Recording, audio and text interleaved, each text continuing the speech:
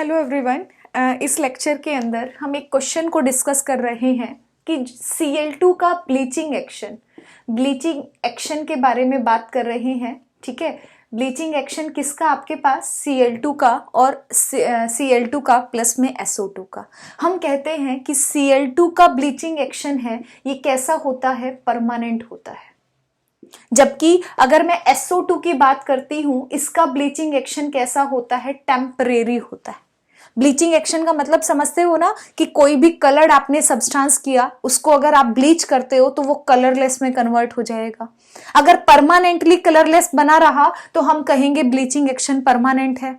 लेकिन अगर ऐसा हुआ, आपने कलर्ड सब्सटेंस लिया, उसको ब्लीच किया आपने, ठीक है, और वो कलरलेस बन गया, लेकिन थोड़े टाइम के बाद दोबारा से अपना कलर वो अचीव कर लेता है, इसका मतलब वहां पर जो इसका ब्लीचिंग होगा, ब्लीच आप करोगे, वो परमानेंट नहीं होगी। कैसी होगी? टेम्परेरी होगी। अब ऐसा क्यों होता है, इस वीडियो के अंदर हम यही जानेंगे। अब देखो, अगर मैं Cl2 के प्रोसेस की बात करती हूं कि ब्लीचिंग एक्शन कैसे काम करता है, कैसे करेगा Cl2, क्योंकि एयर के अंदर मॉइस्चर प्रेजेंट है, तो उस मॉइस्चर के साथ मींस वाटर के साथ रिएक्ट करता है, और रिएक्ट करके क्या बनाएगा? HCl बनाएगा, और प्लस में क्या होगा? ऑक्सीजन को बाहर निकालेगा। अब आपके पास सिंगल ऑक्सीजन है, मोनो एटॉमिक ऑक्सीजन आपके पास है, तो ये इस मोनो एटॉमिक ऑक्सीजन को हम क्या कहते हैं? नेसेंट ऑक्सीजन बोलते हैं। समझ आया? Cl2 और एयर के अंदर मॉइस्चर प्रेजेंट है, उसके साथ रिएक्ट करता है और क्या करता है?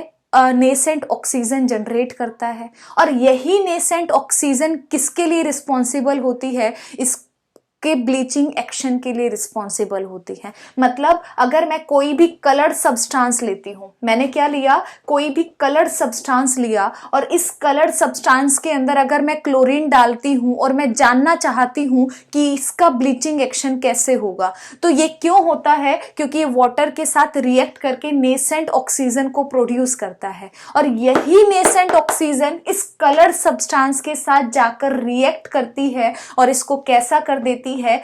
कलरलेस बना देती है।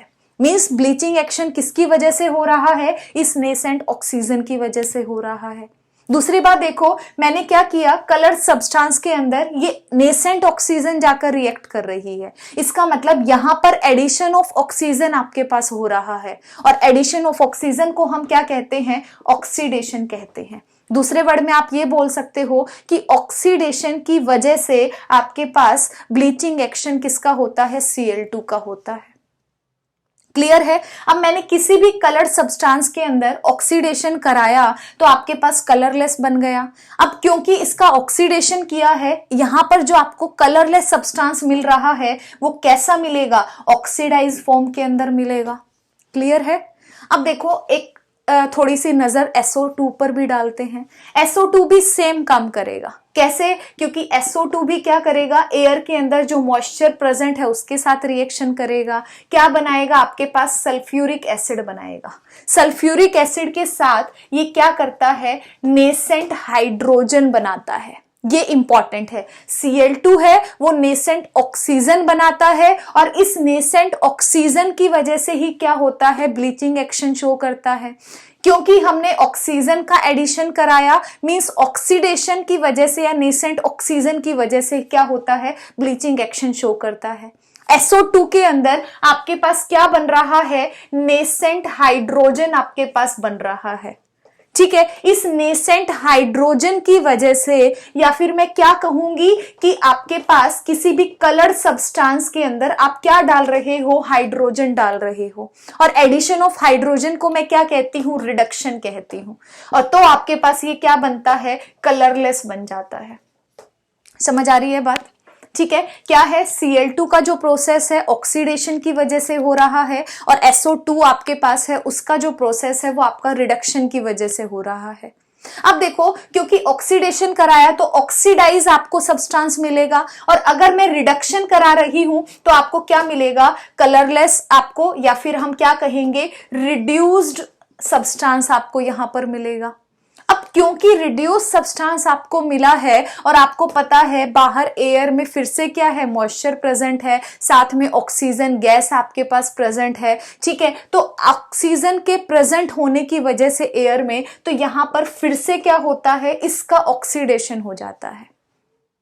ध्यान से समझो, Cl2 के केस में ऑक्सीडाइज कलरलेस सब्सटेंस आपके पास मिल गया, पहले से ही ऑक्सीडाइज है, एयर के अंदर आपके पास क्या है, हाइड्रोजन वगैरह के साथ रिएक्ट नहीं करता है, तो क्या होगा, ऑक्सीडाइज फॉर्म में ही रहेगा। कलरलेस था तो कलरलेस रहेगा, इसके ऊपर कोई इफेक्ट नहीं पड़ेगा। इसका मतलब इसका जो ब्लीचिंग एक्शन होगा या इसका जो कलर चेंज आपको देखने को मिल रहा है, ब्लीचिंग जो देखने को मिल रही है, वो परमानेंट रहेगी।